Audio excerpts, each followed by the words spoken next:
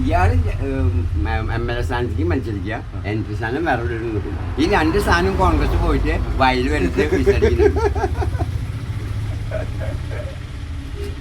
അവിടെ ഇരിക്കണ മണഗുണകള് സംഘടന കോൺഗ്രസിലെ ആൾക്കാരാണ്.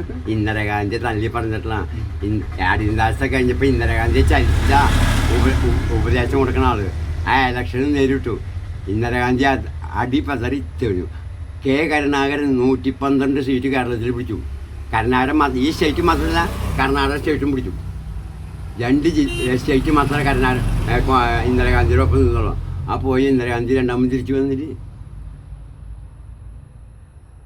ഞാൻ കണക്ക് കൂട്ടിയിട്ട് കോൺഗ്രസിന് ഇത്തവണ 112 സീറ്റാണ്. അന്നത്തെ ഇത് ഇന്ന് വരുന്ന പക്ഷേ 10 സീറ്റ് കോൺഗ്രസ് കളഞ്ഞു. ഒന്നുകൂടി അരിച്ച് പറക്ക വെച്ചാലേ ആകെ നിറങ്ങിയാണ്. ഇനി സാധനം പൊന്തില്ല, പോയി. അല്ല ഇപ്പോഴത്തെ പക്ഷെ പാർട്ടി നശിക്കാൻ പാടില്ല കേട്ടോ. അതാണ് കാര്യം, പാർട്ടി നശിക്കാൻ പാടില്ല. എപ്പോഴും പാർട്ടി നിലനിൽക്കണം. എന്നിട്ട് കാര്യം ഇത് കള്ളന്മാര്